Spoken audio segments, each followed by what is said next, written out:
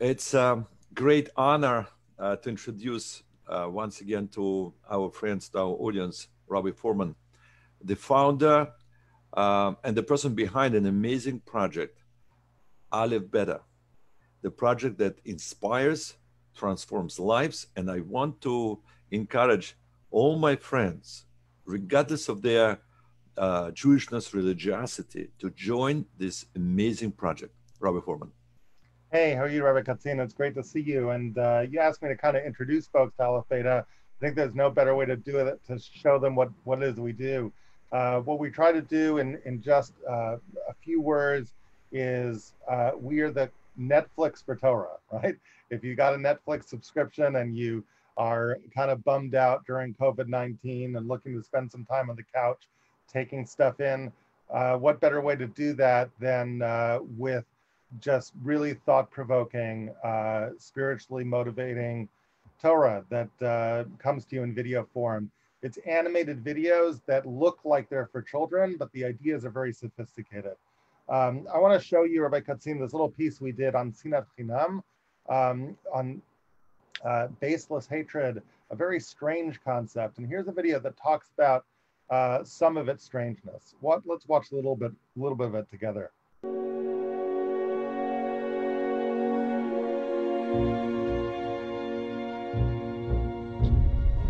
So I confess, I've always had a real problem with Tisha B'Av. I know that sounds terrible to say, but here's my issue.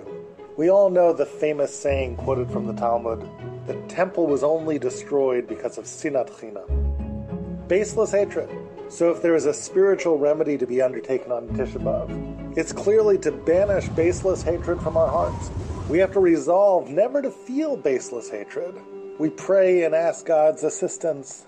We join Facebook campaigns. We engage of acts in avat chinam, baseless love, to just love people for no reason, rather than hate people for no reason. But here's the problem. Honestly, how often are you tempted to hate somebody baselessly? When's the last time you were walking down the street, you saw somebody, there's Phil, I hate him. Just no reason, baseless. We don't do that. I mean, are you like that? Is anyone you know like that? Are we creating some kind of scarecrow with baseless hatred that just doesn't exist? And then we congratulate ourselves that we don't have this terrible sin. Well, great, you're not a psychopath. You should be proud of that. I mean, what if every year we congratulate ourselves about how we have purged Sinat Chinam from our heart? We no longer hate people baselessly, as if you did in the first place. Sinat Chinam. I mean, those are very strong words. In real life, many of us are no strangers to anger, to hatred, sometimes even to rage. But usually, when we get really mad at somebody, we get mad at them for a reason.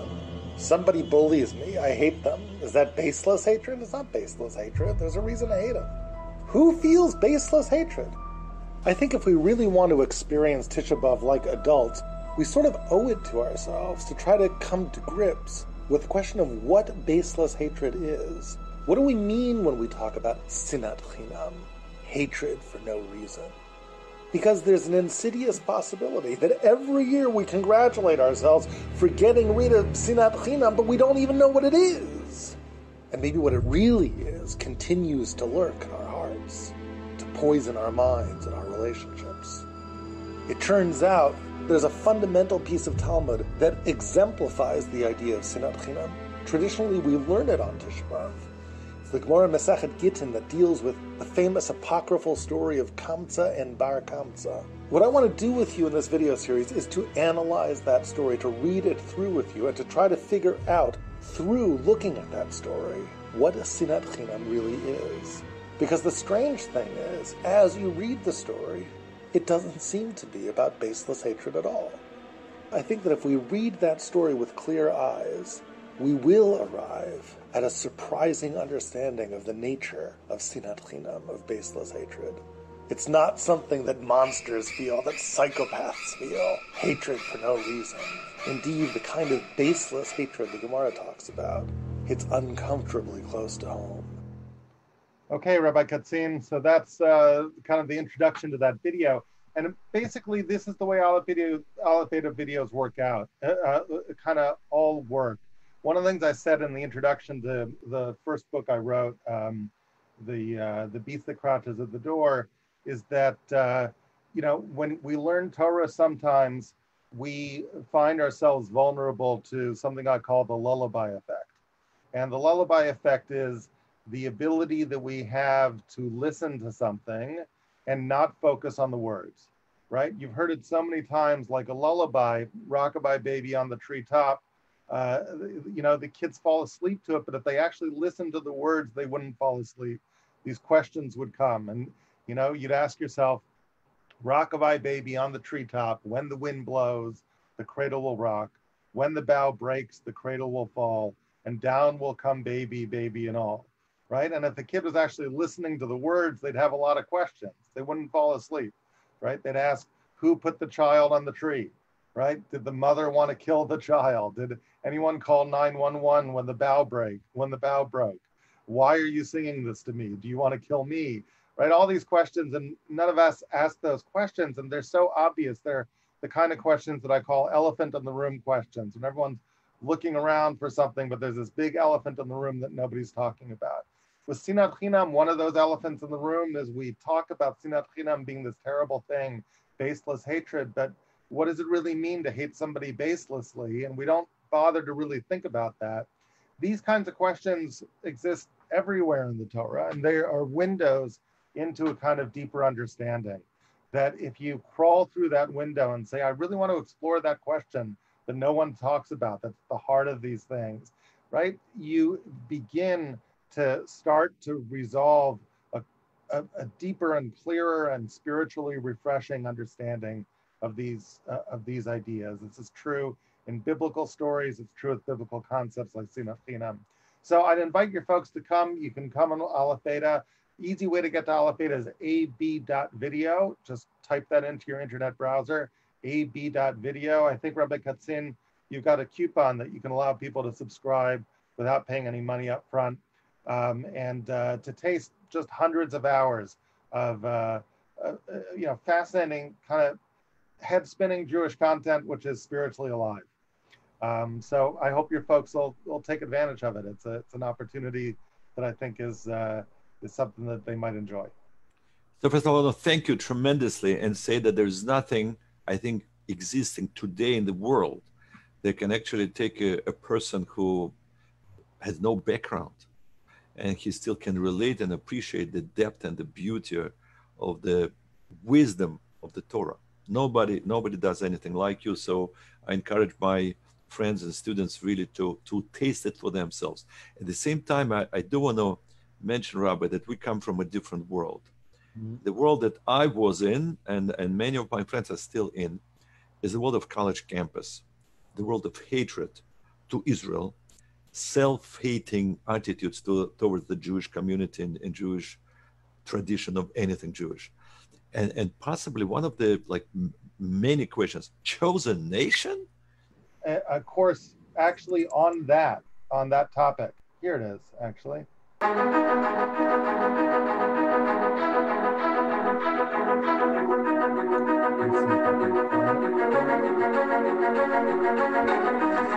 Hi, everybody. Rabbi David Fohrman here. I want to start with you by considering some very basic questions about the Exodus that we may never have even bothered thinking about. But I'd like to begin with this one, and it focuses on the name for the holiday. We all know this is a series which we have. Wow. What does it mean to be chosen? Which is exactly, I think it's called What Does It Mean to Be Chosen? Right. It really deals with your question in the context of the Exodus.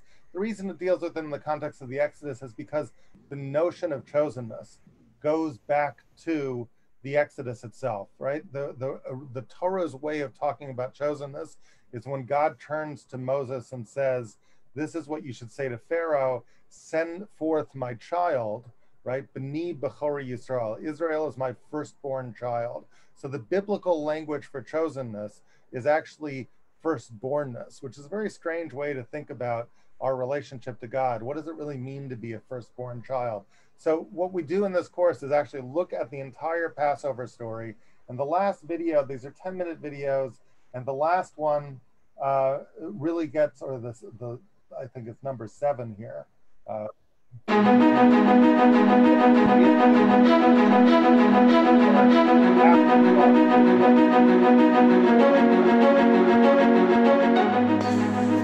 Okay, we've talked a lot about the Exodus, we've answered a lot of questions, but we've done so really from God's perspective.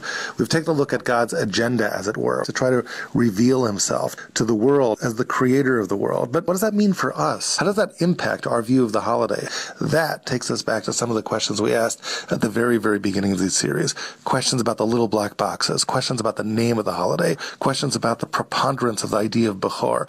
We need to come back to these questions now, put them together to finally understand our response to the Exodus that demonstrates God as the creator of the world. So the 10th plague, as I mentioned to you before, was very different than all the others. There was no automatic immunity. The Jews actually had to slaughter a goat and put blood on the door, and if they didn't do that, they would die like everyone else. And we asked, why is that the case? So it brings us back to something earlier. You know, way back at the beginning of the plagues, God said to Moshe, to tell Paro, Ko Amar Hashem, B'ni Bechori Yisrael, my firstborn child is the Jews, and tell Pharaoh, send forth my first child, and if you don't send him out, Hine Anochi Horek et Bincha B'chorecha, I'm ultimately going to kill your firstborn child in this plague, the 10th plague. It's interesting that in the context of the 10th plague, the Jews are viewed as B'ni Bechori Yisrael, my firstborn child of Israel. Well, when did Jews become the firstborn child of Israel? I'd like to suggest to you that the answer is right now. God says all Bechorot, all firstborn are going to be killed in this plague. Only those who become my firstborn are going to survive. What does it mean to call the Jews the firstborn of God? And how did they become that firstborn? So to understand that, we've got to talk about, in general, what does it mean to be a firstborn? Forget a firstborn of God. That's very theological. What does it mean to be a firstborn at all? Or to put it another way, what unique role does a firstborn play within a family? And the answer is, the firstborn is a kind of transition figure between the children and the parents. You know, we say, well, firstborn is a kind of leader among children. Why do I need a leader among children? The answer is because of something that we're fond of calling the generation gap. Every child wants to emulate their creator. Every child wants to be like their parents. But how do you be like my parent? My parent goes to board meetings. How do I live the values of my parents in an entirely different world? That's where the firstborn comes in. Firstborn, when it works well, is the child that can take the values of the parents and translate them and live them in a child's world. So you want to know what it looks like? Follow this example. Well, if we take this out of the human realm, we bring it back into the theological realm. Parents are God. God loves all of his children, wants a relationship with all of his children, just like any good parent loves all the children in the family. But there's a role for a firstborn. Because a nation wants to be like God. What does it mean to be good? It means to be godlike, to do the will of God. Well, what does it mean to do the will of God? I have no idea what that means. God, you can't touch him, you can't feel him. What does it mean to be like God? God says, I need a nation to be my firstborn, to actually do what it is that God says needs to be done in the world. And then all the other nations can look at that and say, oh, that's what it looks like to do God's will. We get that. I need somebody to do that for me, God says. Will you be my Bechor? The Jews become God's Bechor at the moment that they take the goat that the Egyptians worship and slaughter it and put their blood on the door and say, the values of Egypt stop at this door. This is a monotheistic household. The Jews dedicate themselves with the first act that signifies their commitment to monotheism, how a human being monotheist acts in the world, with the blood of the Passover offering. And it's with that blood that they become the Bechor of God. So God passes over all the houses that have blood on the door, and the holiday that commemorates this gets called Passover. Passover is not a little detail within the 10 plagues. It's the point of it all. It's what it means to us. We were passed over while all other Bechorot were killed. We as a Jews were born as a nation in a way that no other nation was. The Master of the universe came out with signs and wonders, and through our exodus from Egypt made manifest that he is the creator of the world. How did we respond? We stepped up to the plate and said, we'll be your Bechor. The God of love, the God who really needs nothing. What's the only thing the God of love needs? A conduit to allow his love to reach the world, to transfer his values to his children. We'll be that conduit for you. We're human beings. You're not human, God. We could show other human beings what it looks like to live a godly life in this physical world.